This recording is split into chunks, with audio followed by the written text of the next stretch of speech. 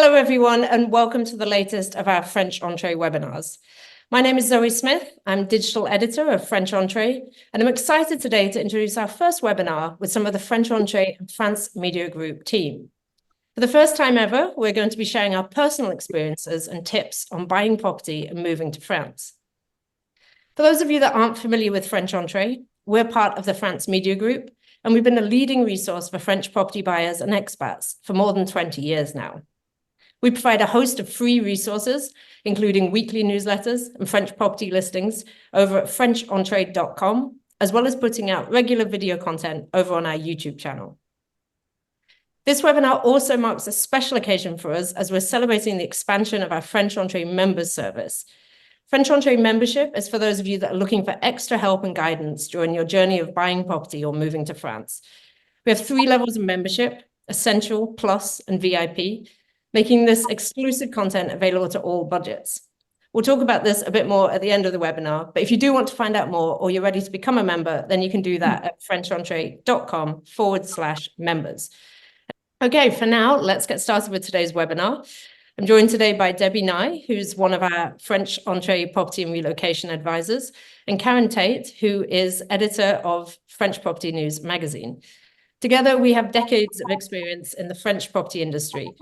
We've helped countless buyers and expats on their journey to France. And most importantly, we're also going to share some of our own personal experiences, whether that's buying, selling, or renting property, or moving to and living in France. A few final things before we jump in. We're aiming for a runtime of around 1 hour today, although we might go over a little bit. Today's webinar is also being recorded, and it'll be available to stream for free over on our French Entrée YouTube channel. So make sure that you go and subscribe to that so you don't miss out. And if you do have any questions as we go along, you can put them in the Q&A box on your screen anytime, and we'll try to answer as many as possible. Thank you also to everyone who sent in your questions in advance. Finally, remember that we're here to share our experiences, thoughts, and advice on buying property and moving to France. We're not going to be answering specific legal, tax, or visa questions today.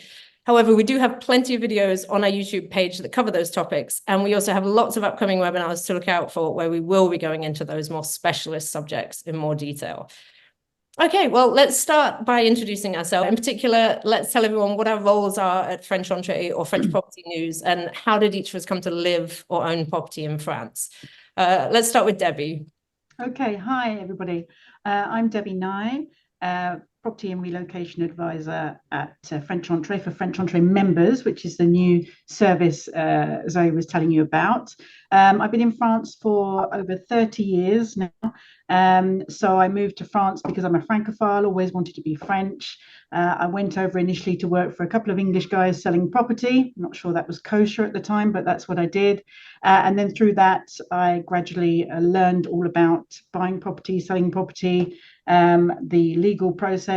And then later on, I started my own consultancy company, and I help people who want to come and live in France, specialize in French taxation as well, in my second role, as it were. But I have much experience, had 3 children who've been brought up in France, so lots of things to share with you. Great, thanks, Debbie. Karen, what about you? Yeah, hi, I'm Karen Tait. For the past about 23 years, I've been the editor of French Property News. And of course, I'm a long-time Francophile. Like many of you out there, I expect. I started off loving France on childhood holidays with my family, going to Brittany, the Loire Valley, Les Landes, and visiting my mum's friend in Paris, which was always a crazy trip. I live in the UK, but until last year, I owned a house in Carcassonne in the south of France with my sisters. We actually inherited that house from our parents who bought it 20 odd years ago. Last year, we decided to sell it for a change, and we're looking at reinvesting somewhere else in France. Great, thank you, Karen. Well, over to me, I suppose. So like Karen and Debbie, I have a really long history with France, been traveling the country since I was a baby. My parents bought a second home in the Vendée when I was about 6 years old. We've had that house ever since. So I spent quite a large part of my childhood here. As I got older, watched my parents retire to France and renovate the property entirely, even building a second house on the property and adding a swimming pool. So really seen the entire renovation process. And then I spent several years splitting my time between France and the UK before finally moving here 6 years ago. And I live outside of Nantes in the Pays de la Loire region, where I'm currently renting a property. Professionally, I've been digital editor at French Entrée since 2020, so right before Brexit. And yeah, I produce the majority of our online content and members content. And it also means I get to work closely with our wide network of partners and experts, and also share a lot of my personal journey with you. So some of you might be familiar with my articles. I've talked you through the processes of applying for a carte de séjour or exchanging a French driving license. And my next big challenge is applying for French nationality. So that'll be a new one to look forward to. Okay, well, let's jump into some of the questions. So I've put together a lot of questions based on some of the most frequently asked questions that we do get, and some of the ones that you've already sent in. And we'll start with some questions about the buying process. So here's the first one. What are the first steps someone should take when starting their French property search? So let's go over to Debbie first on this one. Well, obviously you want to decide where you want to be. The very first thing is to know where you want to live in France, because it's a big country. So you want to decide where you want to be, and then have a look and see if the budget for the properties in that area suits the budget that you have. And also decide on the reason that you want to come to France. Are you coming to live here? Is it going to be a holiday home? Are you investing to rent out the property? So the first thoughts is, why do I want to live in France? Whereabouts do I want to live in France? And can I afford to live where I'd like to live? Karen, anything to add? Yeah, I mean, it's along the same lines, and it sounds a bit obvious, but it's decide your budget. And as I say, you may think that sounds really obvious, but it's surprising how many people don't. They have a general sort of, we're going to spend about this much, but they're not quite sure where they're going to buy, and that budget would buy them completely different things in different areas. So make it very firm, know how much you've got to spend, and whether there's any wriggle room in that as well. Having said make a firm budget, that may sound a bit opposite, but a little bit of wriggle room is good if you have it, if you know you can spend a little bit more if you find the absolute dream property. And also I would say draw up a wish list with all your absolute must-haves and your would-be nice to haves. And then when you go and look at properties, you can tick them all off and decide where you can compromise. Yeah, I think that's really good advice. And I actually think it's a really good place to start is with the basics, because I think a lot of people do have this idea of just buying a property in France, and they forget France is a huge country with all these different options available. So really second what both of you say. I'd also, just to kind of consolidate that, I'd say, yeah, be as specific as you possibly can. Both with budget, with where you want to live, with the kind of house that you want. In France, one thing I think that's important to mention is there isn't really a multi-listing service in France. You know, it's all really about local estate agents. And although you might have some websites like French Entrée where you can see listings from all around, really your best bet is going to be dealing directly with local estate agents. And so the more information you can give them about real specifics, and especially any deal breakers or things that you definitely don't want, the better. So, okay. Next question. How should buyers go about choosing the right location in France for their property? What sort of factors should they consider? I think it's important to not only know where you want to live, but why do you want to live in a certain area?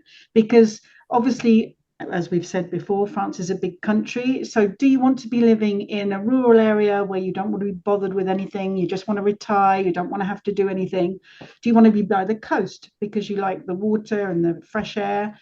Or do you want to be in the hub where everything's happening? So you need to choose an area of France where it suits your requirements. And that can change quite vastly. I'm not talking about just Paris, but there are other large cities or departments in France where a lot is going on all year round.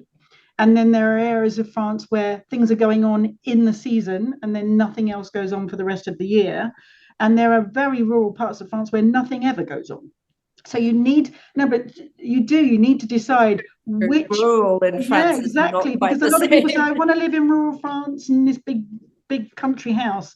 but you know, they might actually want something happening at some point during the year. So have a think about all of that, and have a read through the articles on French Entrée because it talks about all the different types of regions and areas and the main cities and the kind of things you can do in those areas. And I think that's important. And also the climate is another thing. If you specifically want a warmer climate, or a milder climate, you know, there are different parts of France that are well known for those climates, and so that'll help you perhaps, you know, disregard some areas and concentrate on others. Karen? Yeah, I mean, everything that Debbie said, but also I would say a lot of people decide to buy a property in France, whether it's a holiday home or move, when they're on holiday. So you may well decide this is the location for us, we're on holiday. But definitely, if that is the case, visit at other times of the year, because as Debbie said, you know, in the summer it can be really busy in a touristy place. In the winter it can be absolutely quiet, completely dead, with nothing going on, all the shops and restaurants closed, which might be fine for you. You might like that ebb and flow of busy summer, quiet winter, but you might find that that's absolutely rubbish for you. In the winter you're bored, you're lonely, and so on. Definitely think about your lifestyle, obviously the lifestyle you want to achieve from that, but also make sure that applies to the whole family, because quite often you have couples or families where one or more people are more keen on the idea of moving to France. So make sure that it ticks the boxes, that location ticks the boxes for the whole family. Access is really important, especially for a holiday home. You don't want to spend hours getting to your holiday home, especially if you want to spend weekends there as well. So, and if you're moving there, you want people visiting, or you might be running gîtes and you want your guests to be able to get there. So obviously check out airports and ports, but don't forget road networks and rail, because that's other ways people can get to you. And finally, I would just say, you know, have a good think about whether that location and the property as well will suit you as well in a few years' time, because as we all know, time flies by, and you might find in a few years, for whatever reasons, it's not quite as perfect. So try to slightly future-proof it as much as you can without having a crystal ball. Okay. Yeah, I think that's really good advice. I mean, I'm tempted to give a very similar advice to what I gave for the first question, which is, you know, sit down and make a list of your must-haves, your non-negotiables, and anything that really pops out of you, and be specific with it, you know, whether that's, I want to be within 3 hours of a port, 3 hours drive of a port, or 1 hour from a major airport, or I want to be this far from a city, or this far from, I don't know, the local village or town. Just really be specific, because you'll quickly start to rule off areas. And especially if you're just starting out, ruling out areas might be easier than choosing the areas you want to go to. So maybe start with that, narrow it down a bit. And then I think the other thing I would say is keep an open mind. You know, there are lots and lots of areas of France. It's a really big country. My parents, as I mentioned earlier, they ended up buying in the Vendée, and that's not a particularly popular region. It certainly wasn't 30 years ago with British buyers, and they chose that specifically for that, because we'd spent years caravanning around the country, and they realized this is an area that has everything we want. It's not too hot, it's very affordable, you know, it has beautiful beaches nearby, it's still very French, you know, it didn't have a lot of expat communities there, which is both a positive and a negative, depending how you see it. But yeah, just keep an open mind. Don't just say, I want to live in the south of France, because that's what everybody else does. Find the property that actually works for you. Right, let's see, what's the next one? What particular considerations should people take into account if they're buying a holiday home over a permanent residence? Yes, so I think, is it okay for me to start? Yes, go on. Yeah, I'm not doing very well at saying who should be speaking, am I? No problem.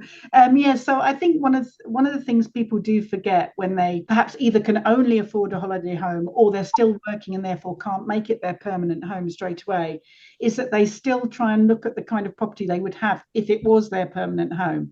But they have to remember that A, it might be closed up for part of the year. B, it's going to need to be maintained even when they're not there, or easily maintained if they can't be there.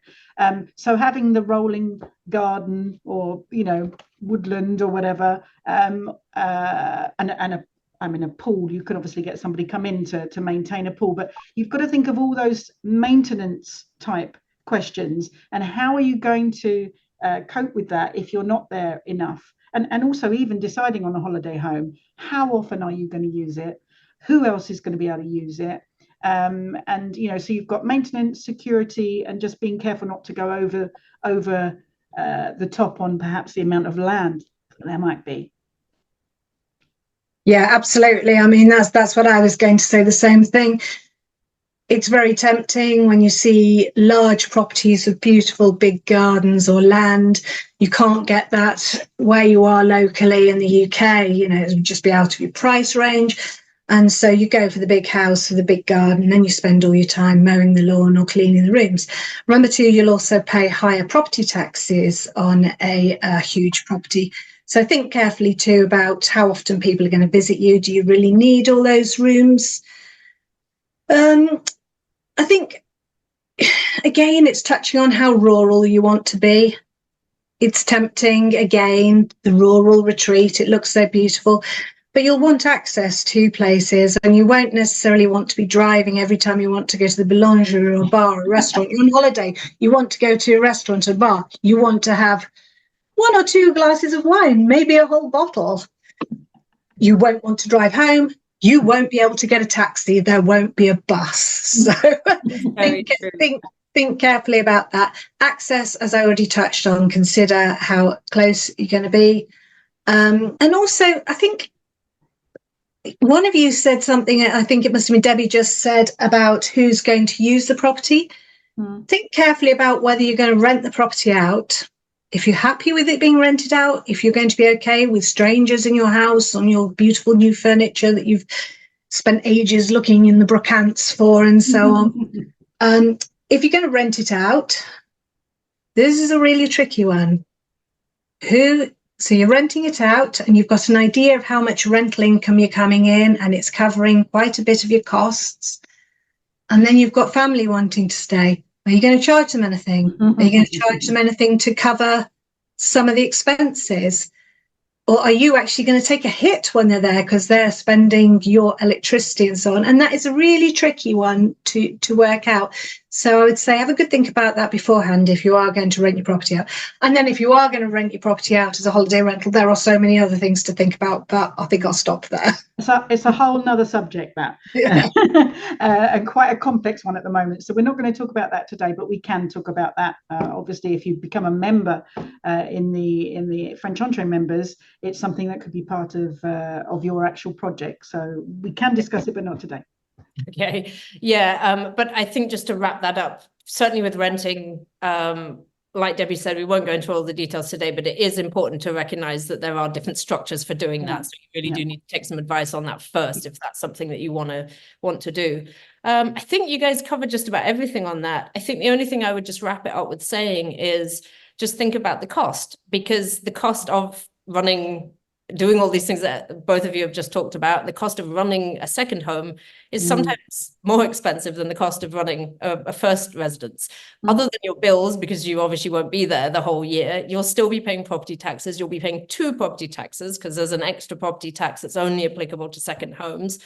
And any maintenance costs and things like that, where you're paying somebody else to take care of your property, you'll also be paying for. So I think just, in terms of budget, factor that in, and maybe even factor that into your initial outlay for the house of thinking about that kind of thing. Yeah, because even things like Wi-Fi, if you want Wi-Fi at the house, are you going to pay for it all year round when you're actually only there 6 weeks of the year?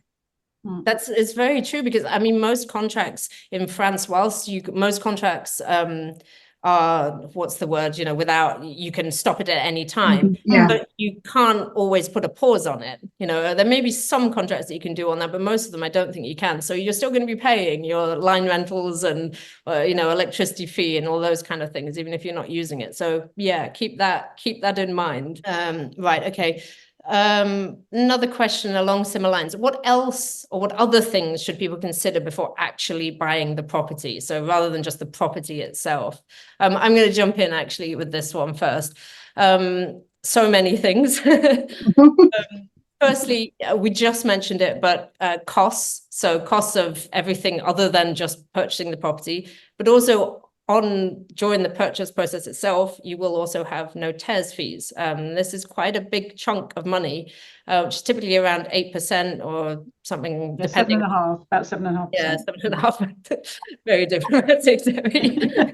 Yeah, but it is important, because when we're talking about 7.5% or 8% of a big amount, that obviously is quite a big extra sum. And I think a lot of foreign buyers are just not prepared for that.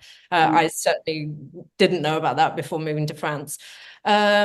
Also factoring in the cost of renovations, that may cost more than what you think. I think a lot of people have this somewhat romanticized idea of coming to France and renovating the property themselves and bringing all the materials over. And the reality is, if you don't have a lot of DIY skills, I mean, and this comes from, I'm speaking from experience, this is what my family did, but my dad did have a sideline in building. He did have a lot of skills and a lot of friends that taught him things he didn't know. And even then, we ended up paying a lot of money to get electricians in and plumbers in, because you can't just do all the work yourself, even if you have the skills. So that potentially can be a big cost. And on that note, if you are pricing up renovations, price them up using French prices, not UK prices or American prices. It's not the same. Materials may not cost the same. The kind of labor that might be cheap or expensive back home may be very different in France. You might get some pleasant surprises, but you might also get some not so nice surprises. So yeah, do your homework first. And on the subject of cost, the biggest one is currency exchange. Don't forget that. I think a lot of people, forget. And if your funds are not already in euros, you will be exchanging it. And the actual amount you get and you receive in euros will fluctuate constantly depending on the exchange rate. So do your research with that, understand how the currency exchange market works and how you are going to exchange those funds in advance. And of course, we can advise specialists for that as well. Yeah, I think that's it from me. Do you mind if I just throw in a little thing, which is not an answer to your question, but follow on from what Zoe has just said about if you wanted to renovate the property yourself, only because I'm a tax specialist. So I just wanted to throw in that one thing you have to remember in France, if it's a second home that you have, if you renovate the property yourself and just buy the materials, you cannot offset those costs when you come to reselling capital gains tax. It has to be bona fide French registered artisans costs in order to offset them for capital gains tax purposes. That changed about, oh God, it's probably nearly 20 years ago, because you did used to be able to offset them, but you can't now. And some people don't know that. And they spend a lot of money, then they expect to sell their property for a higher price. They do sell it for a higher price, but actually they've got a huge capital gain that they then pay tax on, because the notaire is not offsetting the renovation costs that they had, that they physically did themselves. So it's just something to be aware of. Yeah, that's right. I would also add in one thing to think about, even before you start looking for a house, is, and this isn't what you want to hear, I'm sure, but to do some inheritance and tax planning, because France has a forced heirship system, meaning you automatically leave your property to your children. There are ways around this. You can leave it to your spouse and so on and so forth, but you need to get the buying structure right, the legal structure right at the start. So you need to understand what your requirements will be for inheritance, for who you leave your property to, and also tax. How you buy your property will affect your tax in the future. So boring, but essential, I would say. Those are two things to consider. Yeah, very important. In fact, I'd go as far as to say probably the number one thing that you can do before buying a property is just really reading up on all of these subjects around it and making sure you understand that. That's going to help you out so much. There's so many other things that will come up as part of the process, but it'll almost be too late to think about it at that point. Yeah. And also, if you how you finance your property, if you're going to need a mortgage, make sure you speak to a mortgage broker early on in the process, so you know exactly what you can and can't do. Yeah, good advice. And don't assume that just because you're eligible for a mortgage or the amount that's been approved in your home country when you bought a house there is going to be the same in France. It's a very different system. That's not to put you off or discourage you, but just be aware that things are different. So you need to go speak to a French mortgage broker. Okay, let's take another one. What do you wish you'd known before buying in France? Shall I start with this one? Yeah, go ahead. Well, there's a couple of things that I wish I'd known. First of all, I didn't know when we first came to France that you buy a property sold as seen. I mean, the French have a lot of Napoleonic law systems which are still in place for all kinds of things, including taxation. But when we're talking about buying a property, in fact, you when you sign the initial contract, you agree to the property that you've seen in the state that you saw the property. You can't recourse to the vendor just because later on you find out that there was this or that was wrong with the property. We're not talking about anything major, because obviously there are certain structural guarantees, particularly if you've built the property or had artisans do work. They have their own guarantees on that. But just general things. You have the initial contract. You have to therefore visit the property. Don't buy a property from not having seen it. You must go and visit the property, because if there is any kind of question, it's best to get that sorted out before you sign the contract. You have a 10-day cooling off period when you have signed that contract. But once that's finished, that's it. You're bound to buy the property. It's sold as seen. And we weren't aware of that at the time. But when I first came out to France, I was in the estate agency business. So I gradually learned all of this, and then we're able to inform our clients of that. But it's something you don't necessarily think about, because you don't necessarily think about that in your own country. You might have a different process. So that's one of the things. And the other thing is to do with working in France, actually, because initially when we moved to France, my husband at the time set up as a self-employed person, and I was doing all the work for him. But I didn't have any status, which I didn't realize. I thought that when we were contributing, that we were both contributing, and I lost out on about 5 years pension. So I'll be working till I'm about 72, but that's fine. So I'm warning other people to find out all about that and what you need to do to contribute and make sure you're covered if you're going to be working as two spouses in the same business. Yeah, that's a really good one. And I think, I mean, that's a real shame for you that you didn't know beforehand. But I think, unfortunately, so many people moving to France or buying in France, we all have some story of some mistake that we made like this that we've hopefully learned from. And hopefully we can prevent you guys from doing that. That's obviously why we're sharing all this information. But I think it is important to the reason that we harp on so much about preparing and understanding everything is because the consequences, you can't, they're not reversible, once you kind of, I mean, sometimes they are, but often they're not. So it really just pays to do your research beforehand. Exactly. Yeah. Yeah, absolutely. I mean, really, I'm at risk of sort of repeating myself, the whole thing about this isn't something I sort of wish I knew, but it's something that a lot of FPN readers say, that they wish they'd thought more about the property and the house. Because one of the things, for example, is like a family moves to France, they want that beautiful lifestyle for their children of running free in the fields and woods and streams, and it is idyllic for their childhood. But as anyone with children know, they become bored and grumpy teenagers really quickly. And being out there in the countryside, being a taxi service, quite a long way from a village or town, nothing for them to do, etc. And the real thing with this is where Zoe was saying about, the notaires costs, the agency costs, the actual buying costs in France are a lot more than they are in the UK.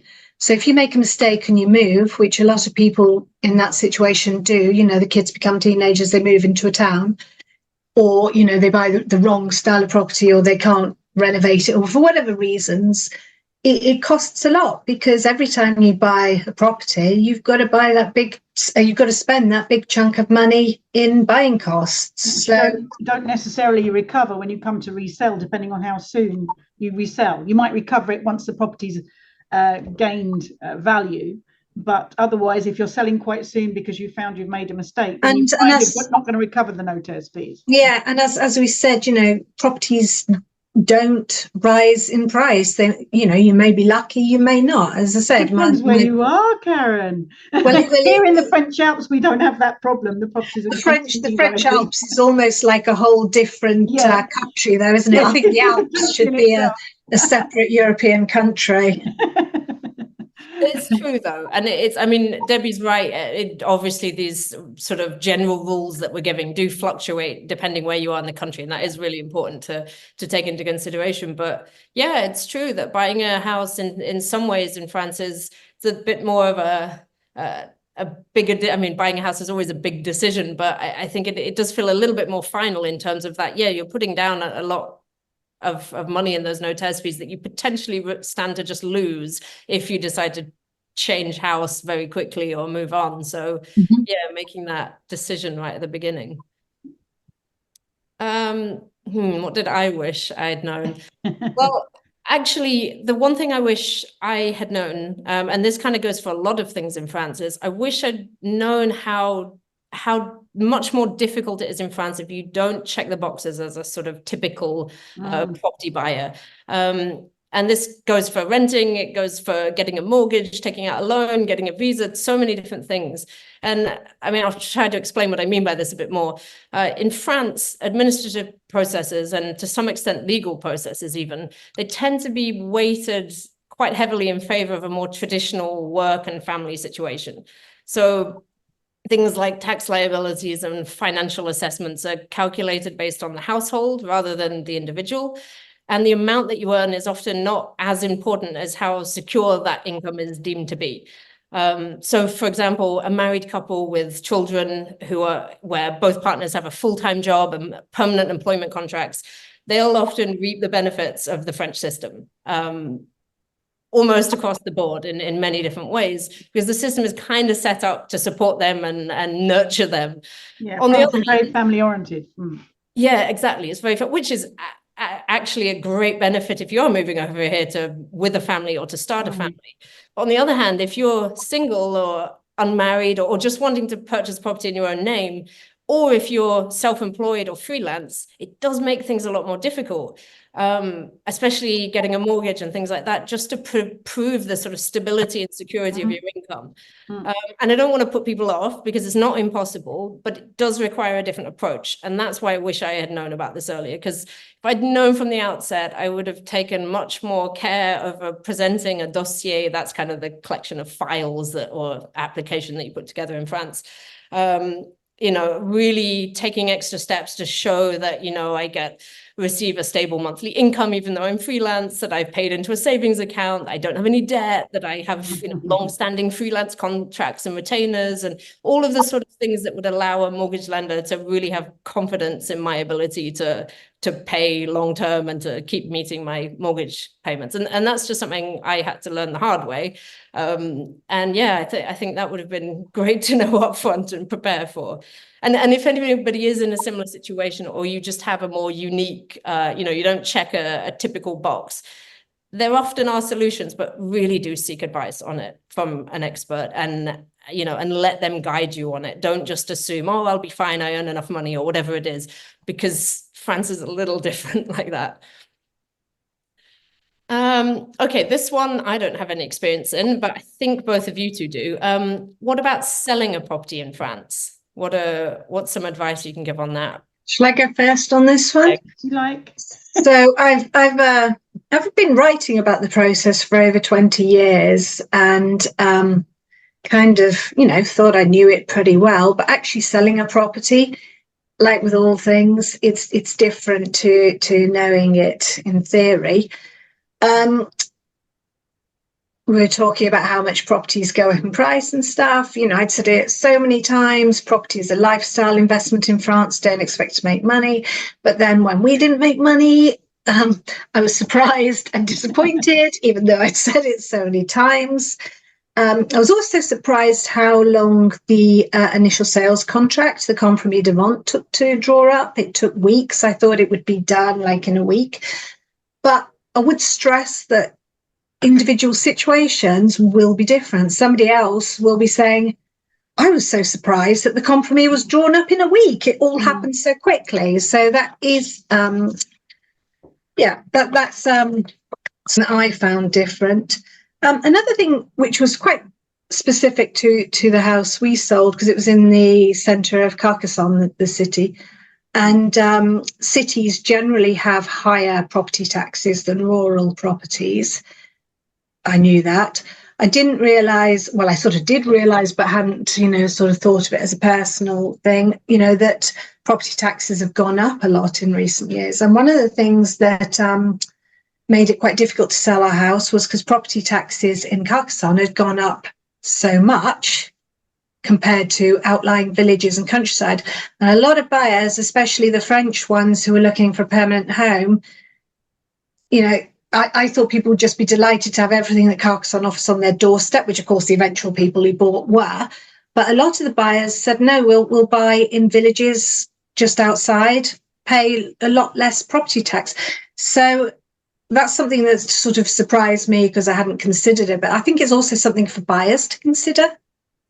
Property taxes, and you can find out property taxes quite easily. You can ask the estate agents, they should be on the details, but that's something to consider. Mine is more of advice, really, in that people quite often think, well, I don't want to pay agency fees, I'm going to try to sell the property myself. And you tend to think, this is how much I paid for the property, I've spent 100,000 euros renovating it, so it must be worth 400,000 euros now. It doesn't work like that.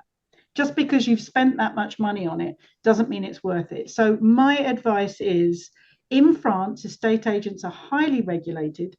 You can't just be an estate agent in France. You can't willy-nilly go off and sell houses.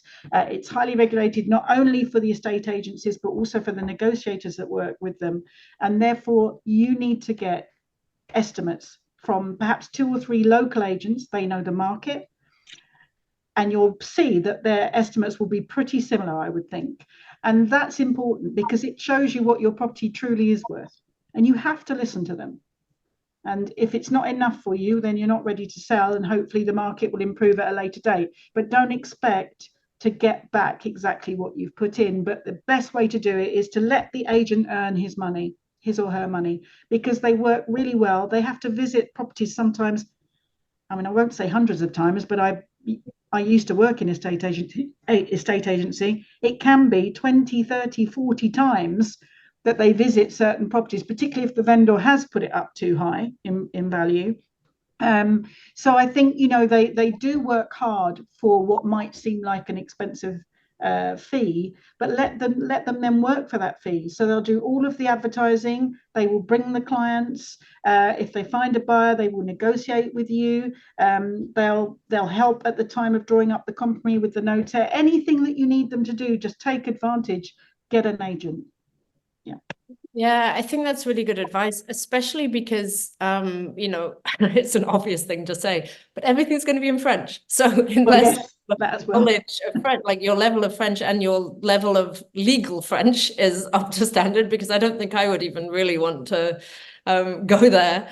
That's going to be invaluable. And it's funny, there's a lot of people have asked a question before of, can they just skip the sort of French notaire step, or can they skip transferring currencies into euros, and just sell, for example, if I'm a British seller and I sell to another Brit, and can we just carry out a private transaction? Like, no, this is not legal in France. A property sale it sounds really basic to us, but I've been asked this so many times, and I think it's worth drilling that home. Like, it absolutely must go through a French notaire. You can do a private sale and skip out on the estate agent. You may not want to, as Debbie's saying, but you can legally do that, but you can't legally skip the notaire step, and your funds have to go through the notaire. So they need to be in euros as well. Okay, what's a common misconception that foreign buyers have about the French property market? Well, I think a lot of buyers think they can get something for nothing, and it's not necessarily the case, as we've said a few times already this evening now. Property prices vary across the country, B, as to whether you're in a town like Carcassonne or an even bigger town and you've got all of the amenities, or if you're in a rural area. And also C, depending on the property itself and what it offers. So just because you've read somewhere that you can buy some rundown property for 50,000 euros, and it's not the same everywhere. So don't expect to get a bargain necessarily. And also, if there is a bargain and there's only one amongst 100 other offers, there must be a reason. So either it's falling down, or there's going to be a road built through it, or, you know, I'm not trying to put people off. We're trying to help people to avoid them falling into these situations. But normally, there are some properties that are low in value, and that will be because of the area and the fact that there's not very much on offer in the area.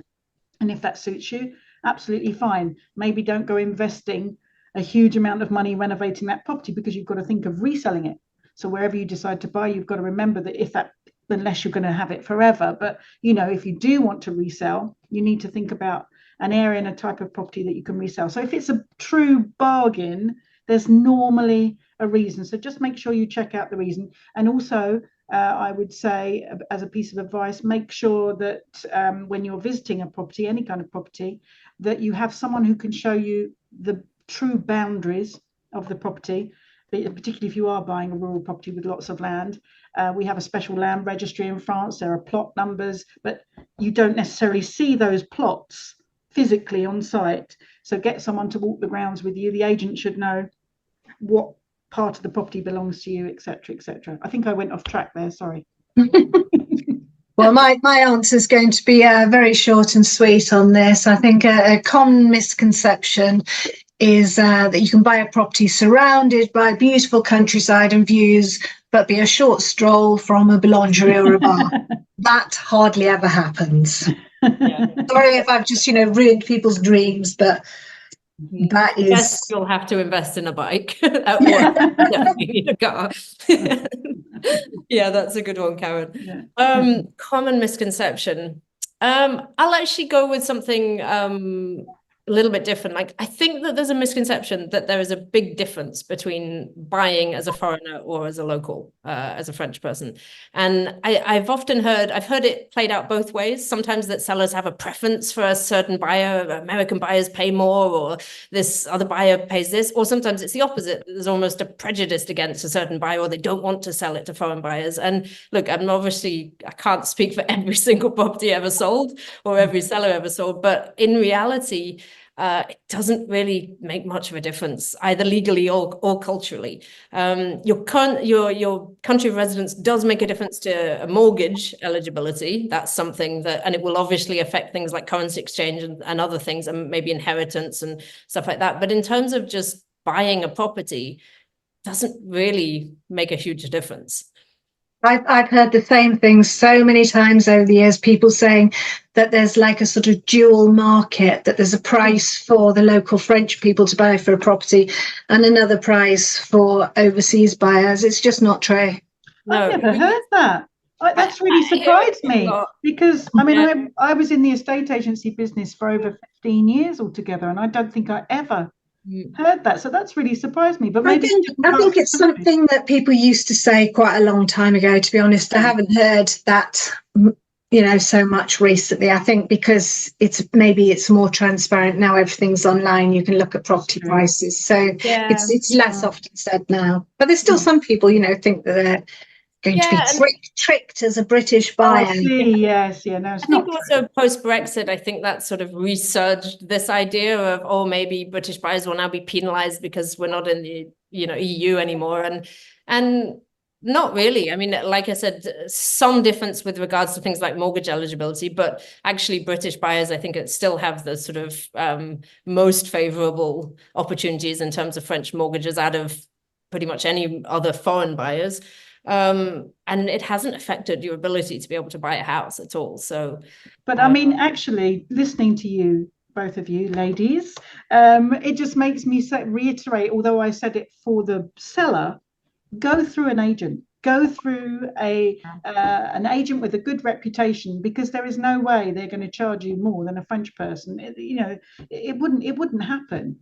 So you need to look via a local agent. That said, I should probably point out that sellers are able to put their property on the market with as many agents as they want.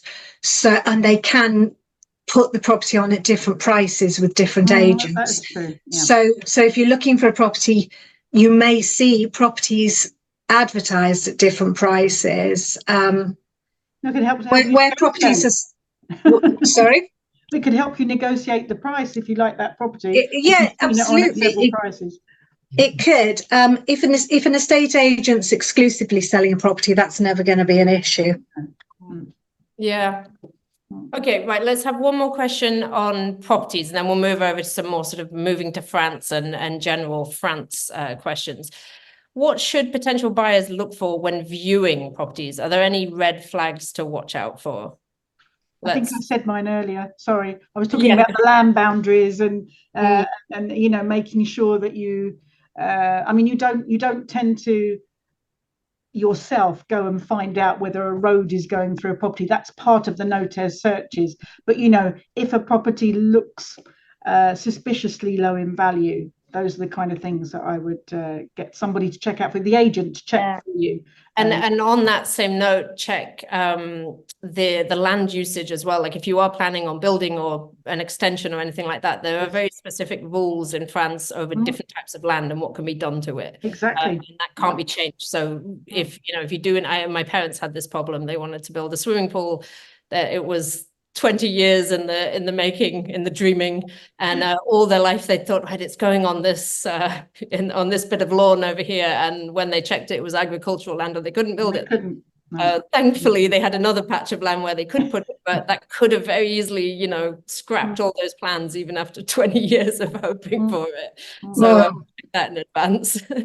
One thing when you're actually going on a viewing in France, so this is one of the things that's different, is that the estate agents will accompany you and they will take you, and they won't give you an address beforehand. Often they'll just tell you, it's in this sort of vicinity, so you can't do a drive-by like you would in the UK.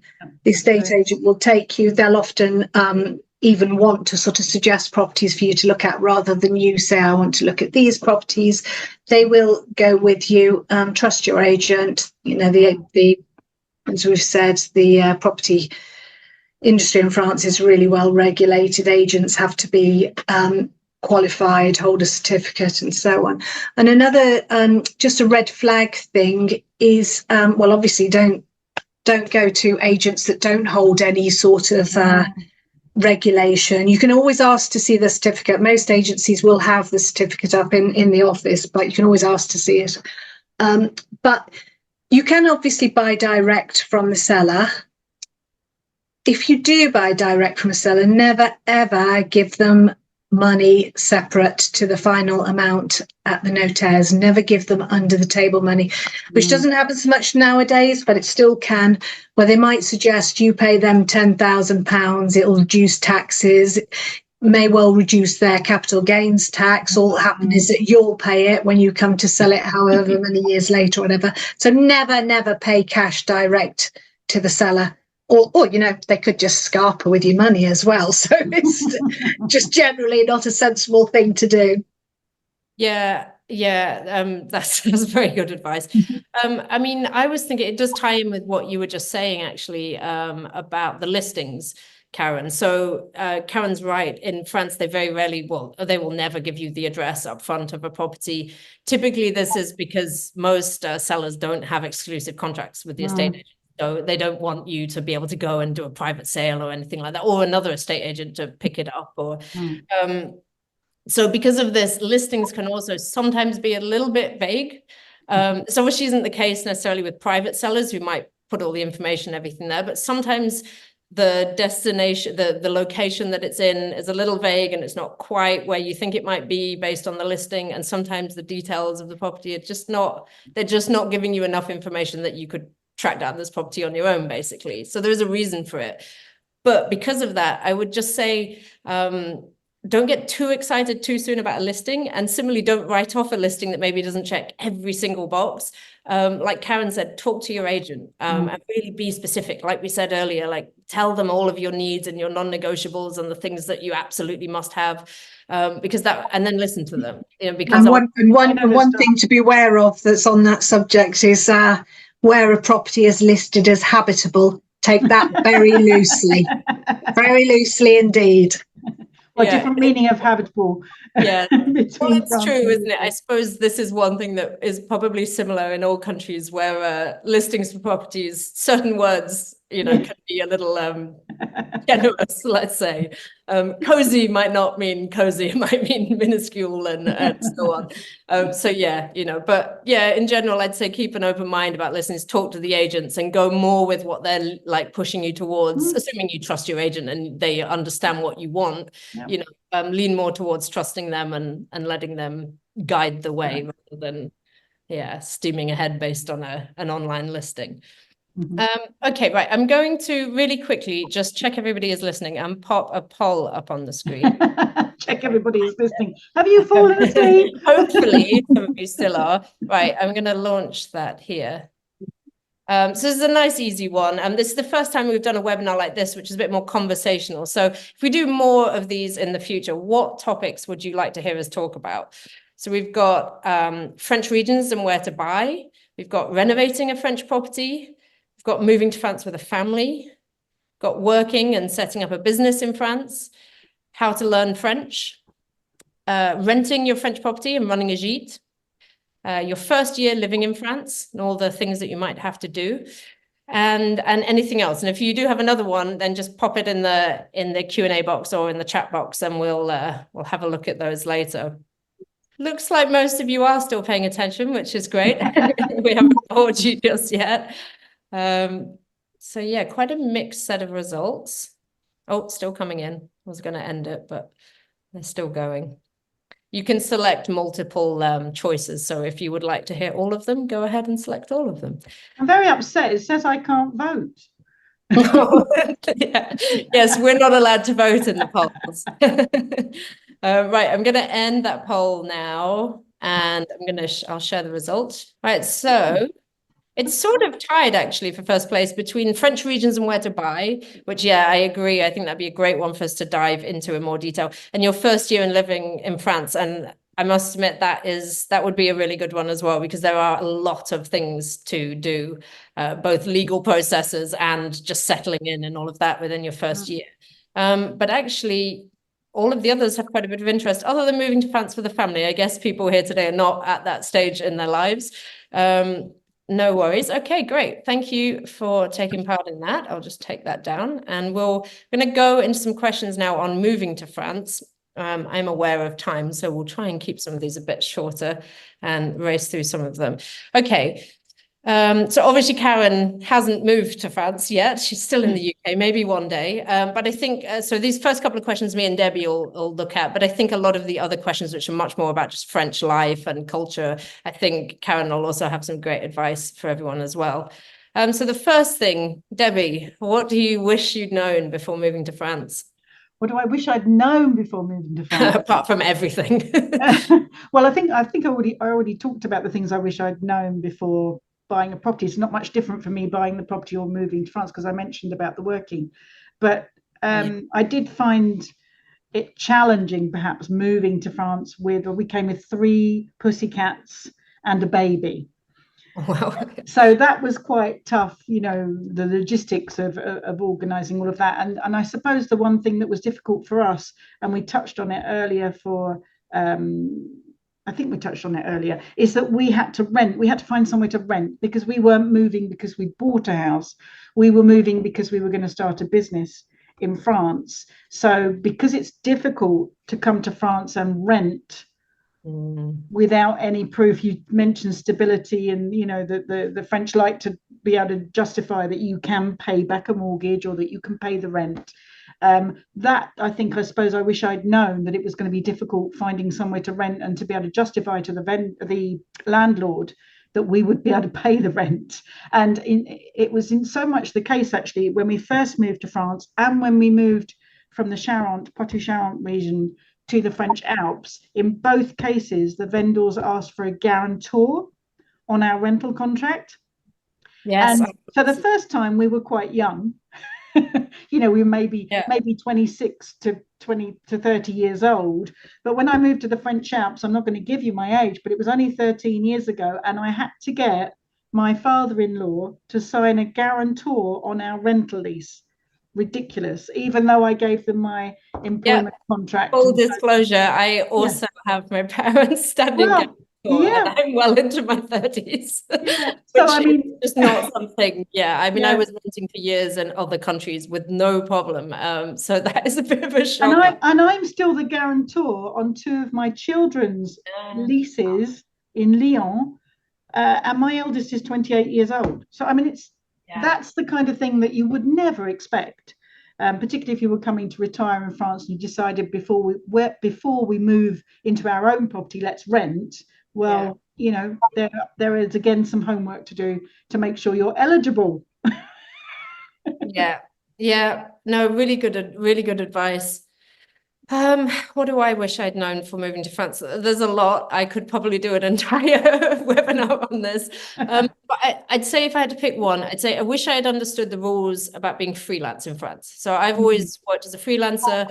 Now, this is obviously probably very different depending where you live, but in the UK, at least at the time, it may have changed. But you used to be able to just work as a freelancer and then declare your taxes. You know, you didn't have to set up a business. You weren't a business. You were just an individual. And that just doesn't exist in France. You know, you are a business. If you work freelance or on contract work or anything, you'll always have to set up some kind of business setup. And this actually initially prevented me from moving to France. I tried to move to France. I spent a lot of time splitting my time between the UK and France. And the reason for that was I couldn't move to France and I wanted to. But at the time, there just wasn't a business regime that worked for my status as a freelancer. And I saw multiple accountants and they just said to me, well, either you change job or you earn a lot less money so that you don't pay as much tax, or it wasn't a realistic option for me, you know, unless I wanted to pay more than 50% in taxes, which obviously I didn't. I'm not trying to scare people. There are ways, especially now, that has changed. But it's different, you know, and I had to set up as a business, which is just something that took me a little bit of getting my head around because I'd never thought of myself as a business. I wish I'd understood that better. And I would advise to anybody, you know, maybe get a meeting with somebody like Debbie that knows taxes or knows business setups and just really understand what you're getting into, because it's probably not the same as what you're used to in your home country. Absolutely. And if you don't mind me just adding on to that, although we said we weren't going to go into any detail, running a furnished rental property in France is a business. You can't just say, oh, well, I'm just renting my property. That's not a business. It is. It's a commercial activity in France. You have to register the business as well as declaring the tax. It is a whole other subject that we can talk about in another webinar, or as I say, as part of a members' consultation. But you can't just buy a property and rent it. There are all kinds of processes to go through. Yeah, and I think that's actually something I'd say across the board in France as a big sort of generalization. I'd say there tends to be very clear processes for everything, and everything has to fit in a box. They categorize everything. Yes, that's so you have to know where you slot into the categories, not only in types of activity, but also types of tax regime, types of business structure. And Zoe quite often says, if you check the right box, well, there are boxes everywhere in France. They like to make boxes. And if you don't fit into any of the boxes, they don't know what to do with you. That's exactly it. And I think that's where taking advice really helps, because often, I mean, this is very general advice, but often in France, like Debbie says, you will have to fit into a box. So you tend to either have two options. Either there is some extra paperwork that you can provide that kind of checks that box for you, or provides enough for them to check that box, or you have to sort of slightly bend a way of sliding to kind of make you fit into a certain box. And sometimes that might mean just, for me, stating what my activity is as a freelancer, it was just finding something that best fit. And then that was enough. But in other things, it might be a very clear legal difference between different things. And you must, you know, so getting specialist advice on that is definitely advised. Right. What was the most challenging aspect of moving to France? I'm actually Well, gonna. I think I've said that. Yeah, I'm going to jump in because I think I can speak for everyone who's ever moved to France in saying French administration. Red tape. I don't want to scare people because, again, if you actually, once you start to understand it a bit better and you understand just how many documents you will be required for every single process, you do get used to it. But yeah, understanding the rules and requirements about every single thing is hard. That took some time for me to adjust. I really wanted everything to happen quickly and get all my documents in order, and that's just not how it happens in France. So my biggest advice would be patient with it. Like, do your research, make sure you're, doing the processes correctly, and then be patient, because you very often, you fill in the form, you send off all the documents, it gets approved or it says pending on the website or whatever it is, and then you just wait for months. And you think nobody is paying attention, and then you just get something through the post, or your card arrives or whatever it is. And so yeah, patience is a really big key, I think. Yeah. And you say be patient, but it doesn't mean that you're not covered.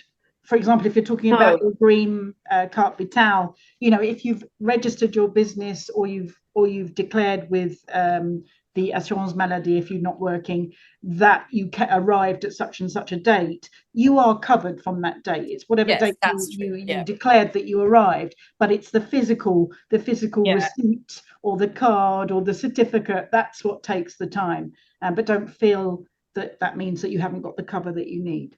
Yeah, that's true. And I think just having a good understanding of all that. I mean, one thing we do have on the members is we have like checklists of everything that can really reassure you, because they'll take you through everything you need to know.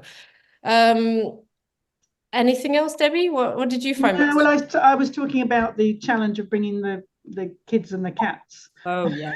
I didn't go into too much detail, but I think it might be harder now with Brexit to bring animals. We just had to go to the vet and get them, they had some injections. Yeah, it is possible, but you do need an animal health certificate. Yeah, and a proper passport and things like that. So there's a little bit more, but it was already quite challenging. But that was more a case of the cat crying, the cat's crying in the back of the car, and the baby crying at the same time. So it's not really. It's just a personal experience. Okay, let's bring Karen back into the conversation. How does French life differ to the UK? Either positive or negative things? Well, I think one of the most obvious ones that affect you, whether you're on holiday or living in France, is the opening hours of shops and restaurants and stuff in France. Many shops still do close for the long lunch hour, or they'll close for a Wednesday afternoon, or they're closed on Monday, they're closed on Sundays. The upside of that, if you're living in France, is that Sundays are still a really lovely family and friends day. The focus is on that. So that's actually something that a lot of British expats really value. Restaurants and eating in France, people do tend to eat at very set times. We probably all experienced that thing where you walk into a French restaurant at lunchtime to ask if they're still serving, and the clock chimes 2, and they go, no, no, and look at you as if, you've made some enormous cultural faux pas. So that's something I think is very different in France. That's something. Well, I've noticed, if it's all right for me to take over, I've noticed, I've been here, as I say, altogether, I've been in France more than 30 years. My youngest was a baby and she's 28 now. But I did notice through the time that my children were growing up, compared to clients' children, let's say, because we were in the estate agency market, that my children were younger for longer. I felt that they were still able to ride their bikes around the village without worrying too much, and they didn't wear makeup. They didn't. I know that sounds like it might sound a bit rude, so please don't take it the wrong way if you do have your children are like that. But I did find that when my kids were 11-year-olds were doing things that I didn't do till I was 16 in the UK. So it's quite nice. No, but it's quite nice that I feel that my children have had a proper childhood and they haven't grown up too quickly. And the other thing that we have is we spoke about inheritance and things like that being very family centered in France. The family is really important. So what we also do here is, okay, the restaurants might be closed on certain days or what have you, but we tend to try and eat with our friends. And so so everyone gets together and you tend to eat and drink in the home rather than going to a bar, for example, or down the pub like you would in the UK. I don't know about the States, but in the UK, you tend to go off to a pub and have a drink with your mates or maybe have a meal. We tend to do that in each other's houses here. And therefore the children are included from whatever age they're at. And when you go to somebody else's house, you take the children, you don't get a babysitter. So of course the children are brought up with this kind of social environment. And I just feel that that's, for me, it's a very positive thing. And I've always enjoyed that. And my children seem to be okay on it. Yeah, I must admit that's something I noticed as well. I mean, lots of people have talked about, you know, the talk about the slower pace of life in France and more of a focus on sort of life and family over work. And I've always known that with my parents living here. But I must admit, I was surprised when I moved just to find that really applies to the younger generation as well. You know, I was in my late 20s when I moved to France, and yeah, like there's less of a focus on work and sort of being entrepreneurial and all that kind of thing. And like Debbie said, much more focus on going around to people's houses, spending time at home. I really like that aspect. I really like that there's more of a focus on conversation rather than drinking, which is a big part of culture, I guess, in England. And I quite like that. And I love the fact that you can have a really good debate in France without offending anyone. Well, sometimes you can offend people, of course, but generally, you know, I love those things about France. But I must admit, when I first came, it was also a potential downside at the beginning because life is like this. It is a bit harder at the beginning to make those initial friendships. Oh, yeah. You know, because there isn't this sort of very outgoing, like making lots of new friends kind of culture that I think is very typical in the UK and in the States. I think most Anglophone countries actually have this kind of culture. We're very quick to make new friendships. We're very happy to go grab a coffee with somebody to exchange on all sorts of subjects. And like, I really don't want to perpetuate the stereotype of French people being rude, because I don't think that's true at all. French people are very polite and very happy to have, you know, a sort of general conversation with you or have some small talk. But to really get past that initial, you know, that small talk stage with people, it takes a really long time. It does, yeah. Not gonna just, you know, chat with something you can do with your neighbours. Yeah, you can get to know your neighbours. If you come to France and you do, I mean, it sounds like our listeners today aren't in the case of bringing children, but if you did come to France and either already have children, young children, or if you're going to be having children, then that's the best way to meet, you know, the friends' parents, and they become your friends, etc. But otherwise, if you are living in a small village or town, you know, just try and get to know your neighbours, and if there's a local club that you can join, things like that. That's quite a good way of being able to start to make friends, because it's true that when you come to France, if you go to particular areas where those people have already got their friends and family, and that I do find in the French Alps, actually, the French Alps compared to the Charente, you were welcomed everywhere. You made friends easily with the neighbours, and people would say hello to you. Here, I mean, everybody's friendly. Everyone in France always says bonjour when they pass you. Always, that's lovely. But people have got all their own family and friends. They're very hard to get into. It takes time. Friendship. It really takes time. And I don't want to put anybody off, because, you know, over the years, I really have made some great French friends and some great, you know, and I feel very much a part of the community here, but it just takes time. So I think just being aware of that, patience again, just chipping away at it, you know, and just slowly building up that familiarity and you know, and becoming a sort of mainstay in people's lives before you expect them to really welcome you into their group. I think that's just a cultural difference that is important to talk about. Right, I am conscious of time, so let's have one more question and then we will wrap this up a little bit. Do we have any tips for learning French? I'm sure we all have some. Karen? Yeah, one good thing is post-it notes. Stick post-it notes on everything. So, you know, have one on the fridge saying frigo, have one on the window saying fenêtre, and so on. That's a But good also idea. things that you struggle with, like numbers, have a list of numbers somewhere you regularly go past, or a list of months or days of the week, or anything, that you're trying to learn. You might change them regularly. One week you might be learning, I don't know, about talking to people in the shops, and you could have all expressions like that. So that's a good tip. The other tip I find really useful is listening to French films and TV programs in French original ones, but have the English subtitles. I find that's really useful. And then as you get better, you can start listening to French radio. Yeah, that's a bit quick in the initial. The other thing I would say with regards to learning French is, although when we're at school in the UK, and I don't know if it's the same in the States, excuse me for American listeners, but we tend to concentrate so much on grammar. And it really does, it bogs you down with the grammar. It's not necessary. I mean, even the French don't speak good French, I can tell you. So I think it's more important, particularly if you haven't had French as your base in the UK, if you don't already really know very much French, concentrate on conversational classes and just getting the confidence to speak with people, as Karen said, in the shops, your neighbours, and try and go to some of the local events. And so if people see you more, they'll start saying hello to you, etc. And always try. You might feel terrible because you've mangled the words or whatever, but always try. French people will appreciate it. And one thing I will say, they will quite often correct you, and you might find that actually off-putting, but they're helping you.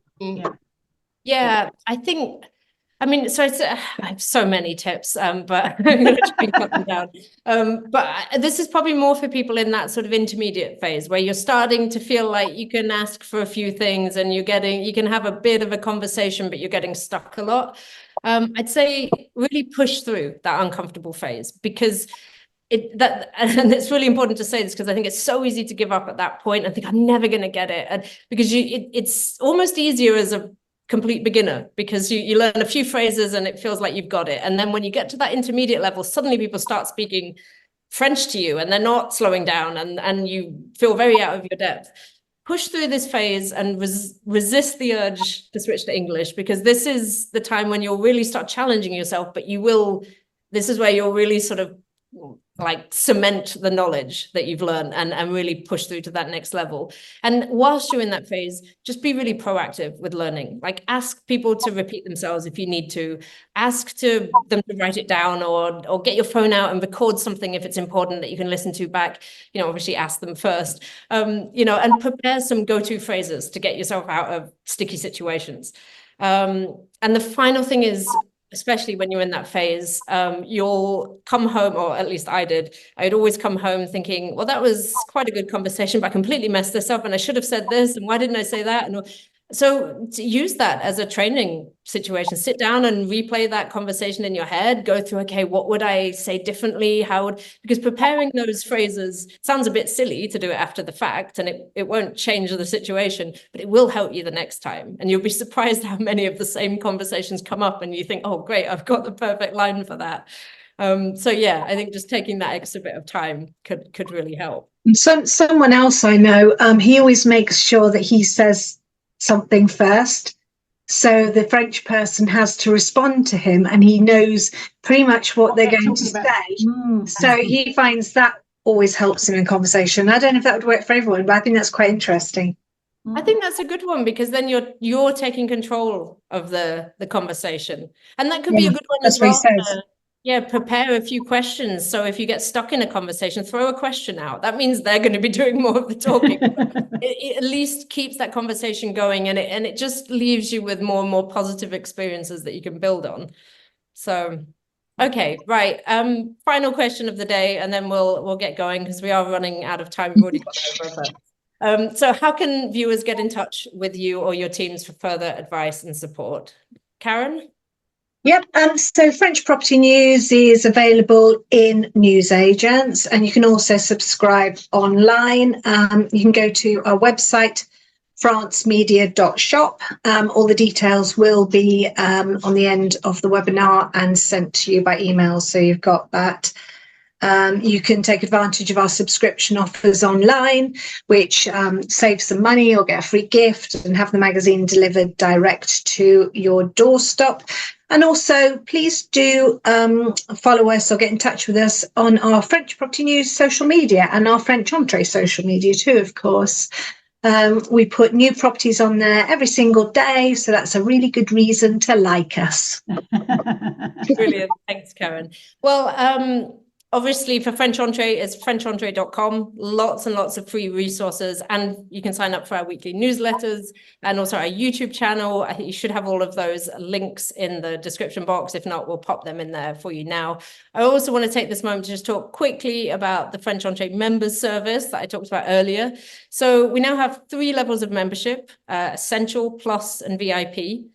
So the first level, as an essential member, you'll unlock exclusive content, which includes comprehensive digital guides, video masterclasses, and small group members-only events that will give you all the information that you need if you want to make the move to France or buy a property in France.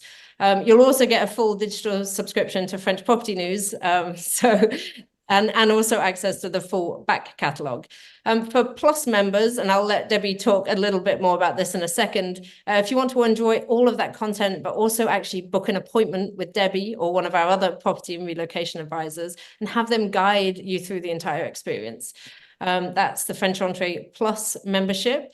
And then finally, we've got the VIP membership. So this is if you want a full hand-holding experience. We'll put together a custom-made package just for you to make sure that you're getting the best support and assistance every step of the way. So Debbie, do you want to just tell us a little bit more about that members French Entrée Plus membership? French Entrée Plus, exactly. So with French Entrée Plus, it's best to take this if you've got a project in mind and you're going to be either buying a property in France or moving to France, or both, because it's a year's membership. You get 2 one-hour consultations. So normally we have the first consultation at the beginning, and that's really listening to exactly what do you need, what subjects are important to you. There's a certain amount of information that is given in the consultation, but then we draw up a personalized roadmap, which really does give you the next steps, points of actions. As Zoe said earlier, there's a checklist in there so you can check off the things as you go along. Depending on the type of assistance you needed, we will be giving you access to our specific experts. We can make appointments for you for the experts. And then when you're a little bit further down the line, we have a second consultation to see how things are going and to see if anything's left on the checklist that we can help you with at that point. Brilliant. Well, thank you, Debbie. Right, we're going to wrap things up there as we are running out of time. Thank you so much to Karen and Debbie for joining me today, and to everybody who submitted their questions. If we weren't able to answer your question today, then we will take a look at them all afterwards, and we'll try to answer as many as possible or forward them on to the relevant experts that can answer them for you if they weren't appropriate for today's webinar. If you enjoyed today's webinar, make sure to check out all of our free resources over on FrenchEntrée.com and subscribe to our newsletter and YouTube channel. And remember, you can also become a French Entrée member, that rhymes, by heading to FrenchEntrée.com/members. Finally, let us know what you thought of today's webinar. Did you enjoy this more conversational style of webinar? Would you like us to do more of them? You can drop us an email at webinar@FrenchEntrée.com. Thank you once again to everyone for attending, and one more time to Debbie and Karen, and we'll hopefully see you all on the next one. Bye-bye, everybody. Bye. Bye.